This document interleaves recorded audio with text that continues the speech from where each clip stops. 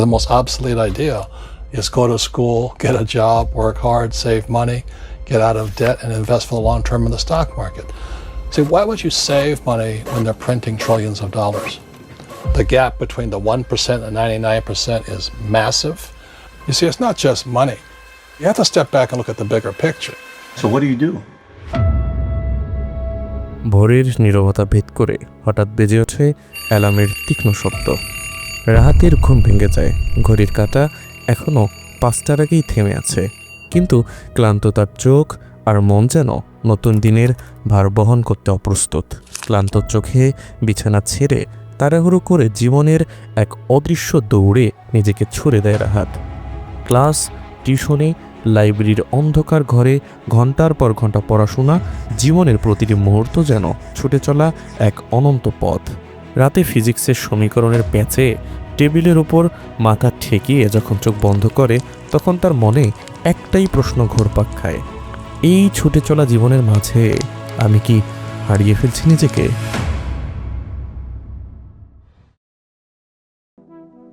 আচ্ছা, আপনি কি কখনো রাতের নিস্তব্ধতায় শুয়ে ভেবেছেন এই ছুটে চলা জীবন আসলে কি? সকালে অ্যালার্মের তীক্ষ্ণ শব্দে ঘুম ভাঙে, তাড়াহুড়ো করে অফিসে ছোটেন, ডেস্কে বসে ডেডলাইনের পেছনে দৌড়ান, বসের মুড ম্যানেজ করেন, ক্লায়েন্টের মেইলের উত্তর দেন। রাতে ক্লান্ত শরীর আর অবসাদগ্রস্ত মন নিয়ে বাড়ি ফেরেন। পরের দিন আবার একই ঘটনার পুনরাবৃত্তি।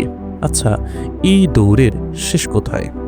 নিশ্চয়ই আপনিও এমন প্রশ্নের সম্মুখীন অবশ্যই হয়েছেন।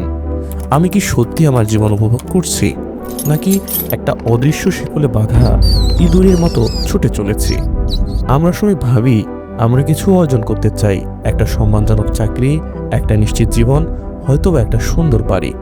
কিন্তু যতই আমরা এই স্বপ্নের পেছনে ছুটি, ততই মনে হয় আমি যেন কোথাও একটা ভুল পথে হাঁটছি। আমি কি এই দৌড়ের জন্যই তৈরি, নাকি কেউ আমাকে এই দৌড়ে ঠেলে দিয়েছে? ছোটবেলায় বাবা মা শিক্ষকরা বলতেন, ভালো করে পড়াশোনা কর, ভালো রেজাল্ট কর, জীবনের সব কিছু ঠিক হয়ে যাবে। আমি পড়েছি 18 বছর স্কুলে, 5 বছর কলেজে, তারপর 9টা থেকে 5টা একটা চাকরিও পেয়েছি। কিন্তু এই ঠিক হয়ে যাওয়াটা আসলে কোথায়? আমরা কি সত্যি স্বাধীন, নাকি সমাজের তৈরি একটা স্ক্রিপ্টের পুতুল? গন্তব্য না জানা একটা ম্যারাথন রেসে ছুটে চলেছি। রাতে ঘুম আসে না যখন এই প্রশ্নগুলো মাথায় ঘোরে। আমি জানি আমি একা নই, আপনার মনেও হয়তো একই দ্বন্দ্ব চলছে। কি চলছে না? আমরা কি সত্যি আমাদের জীবনে নিয়ন্ত্রণে আছি, নাকি কেউ আমাদের জন্য একটা পথ বেছে দিয়েছে? আমরা অন্ধের মতো গন্তব্যহীন সেই পথে হেঁটে চলেছি একটা সুন্দর জীবনের আশায়। আচ্ছা, আপনাদের একটা গল্প বলি চলুন। আমার এক বন্ধু রাফি ক্লাসে সব সময় ফার্স্ট, কলেজে গিয়েও ঝড় তুলল। সবাই বলতো রাফি জীবনে অনেক বড় কিছু করবে। ঢাকার একটা নামকরা ভার্সিটি থেকে ইঞ্জিনিয়ারিং পড়ে একটা মাল্টিন্যাশনাল কোম্পানিতে চাকরি পায়। সবাই ভেবেছিল রাফির জীবন এখন পরিপূর্ণ, কিন্তু বাস্তবতা ছিল অন্যরকম। সকাল 7টায় ঘুম ভাঙে, তাড়াহুড়ো করে অফিসে ছোটে, ডেস্কে বসে ডেডলাইনের পেছনে দৌড়ায়। রাত 10টায় বাড়ি ফিরে সে শুধু একটা কথাই ভাবে, is this life that I dream of? ওর চোখে আমি অদ্ভুত একটা শূন্যতা দেখতে পেতাম, যেন সে ছুটছে কিন্তু সে জানে না তার গন্তব্যটা আসলে কোথায়। আমরা কেন এমন এক জীবনের পিছনে ছুটি যেখানে শান্তি, স্বাধীনতা বা নিজের জন্য একটি সময় বলে কিচ্ছু নেই? অন্যদিকে আমার আরেক বন্ধু রাহুল, সে ছোট্ট একটা ফ্রিল্যান্সিং ব্যবসা শুরু করেছে, গ্রাফিক্স ডিজাইন নিয়ে তার কাজ। রাহুল প্রতিদিন সকালে ঘুম থেকে ওঠে, প্রকৃতির মাঝে হাঁটে, সূর্যোদয় দেখে, কফি হাতে নিজের কাজ শুরু করে। রাহুল হয়তো কোটিপতি নয়, কিন্তু সে যা করে তা তার পছন্দ, তার জীবন তার হাতে। রাহুলের জীবন দেখে আমি বুঝতে পেরেছি, জীবন শুধু ছুটে চলার নাম নয়, এটি এমন এক যাত্রা যার প্রতিটি মুহূর্তের মূল্য আছে। রাহুল সচেতনভাবে জীবন উপভোগ করছে, যেখানে রাফি শুধুই ছুটে চলেছে। আপনাদের আরেকটা গল্প বলি চলুন। আমার এক পরিচিত শাহিন, সে একটা ট্রেডিশনাল চাকরি করত, কিন্তু এই যান্ত্রিক জীবন তার ভালো লাগতো না। সে একদিন সিদ্ধান্ত নিল সে তার প্যাশন ফলো করবে। ছোট থেকেই তার খাবারের প্রতি ভীষণ ভালোবাসা ছিল, তাই সে ফুড ব্লগ করা শুরু করলো। প্রথমে এটা ছিল তার হবি, ধীরে ধীরে সে ইউটিউবে রেসিপির ভিডিও বানাতে শুরু করলো। আজ শাহিন শুধু একজন কন্টেন্ট ক্রিয়েটরই নয়, তার নিজের একটা ছোট্ট ফুড ডেলিভারি সার্ভিস আছে। শাহিন বলে, আমি যা করি তা আমাকে আনন্দ দেয়, আমি ছুটি না, আমি জীবনকে উপভোগ করছি। শাহিনের গল্প আমাকে দেখিয়েছে সাফল্য মানে শুধু টাকা নয়, সাফল্য মানে নিজের পছন্দের কাজ করা। রাফি, রাহুল আর শাহিনের জীবন পর্যালোচনা করলে দেখা যায় রাফির জীবন যেন একটা অদৃশ্য গোলকধাঁধায় আটকে আছে।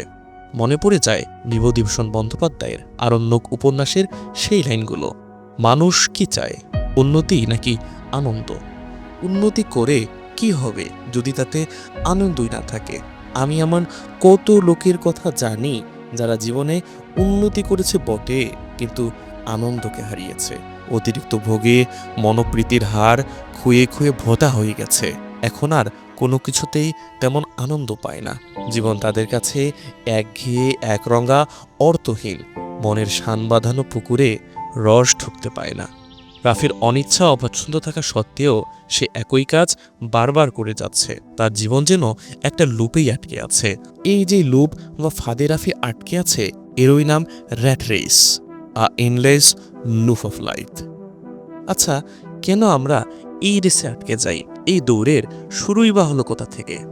আমরা এই রেসে আটকে যাই কারণ আমরা ছোটবেলা থেকেই শুনে আসি, if you study hard, get good grades, your life is all set. আমাদের ছোটবেলা থেকেই বোঝানো হয়েছে জীবনের সবচেয়ে গুরুত্বপূর্ণ জিনিস হলো টাকা। আর এই অর্থ উপার্জনের একটা ভুল কনসেপ্ট আমাদের ধরিয়ে দেওয়া হয়েছে।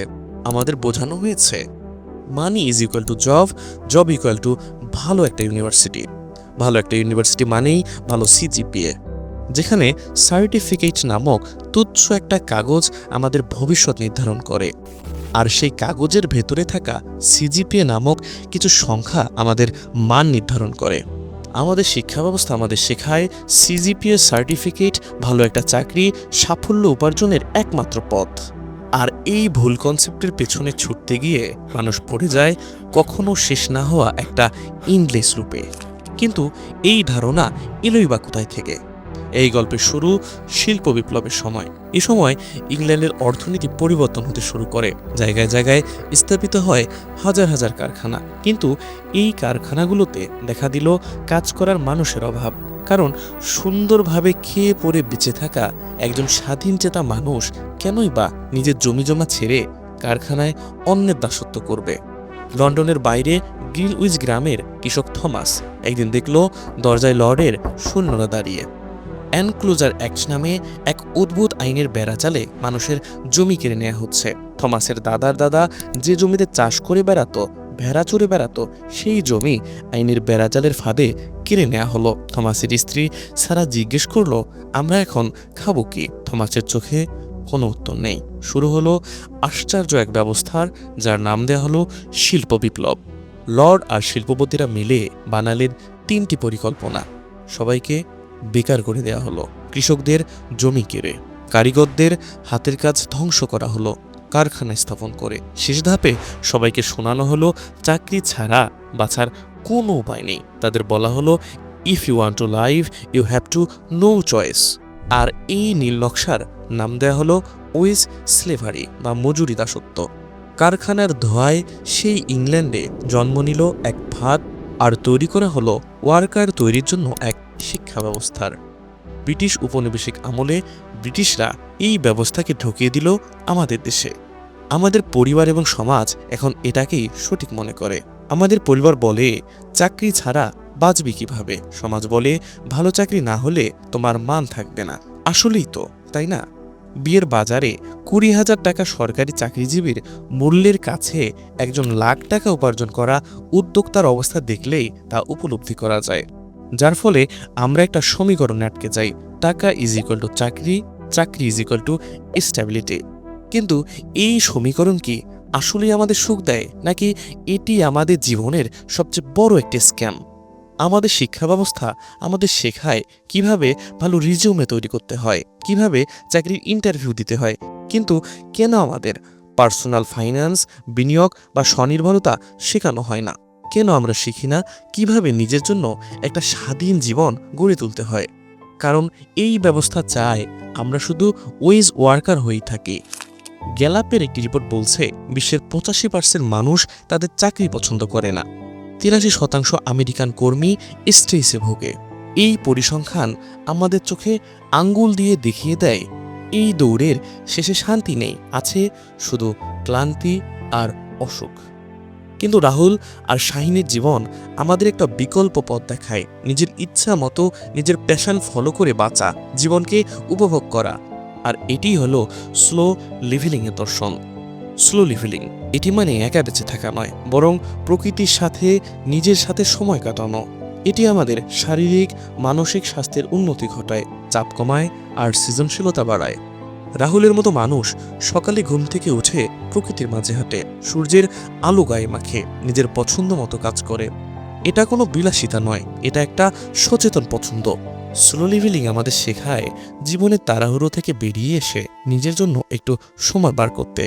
এটি আমাদের মনে করিয়ে দেয় আমরা শুধু বেঁচে থাকার জন্য জন্মাইনি, আমরা জন্মেছি জীবন উপভোগ করতে।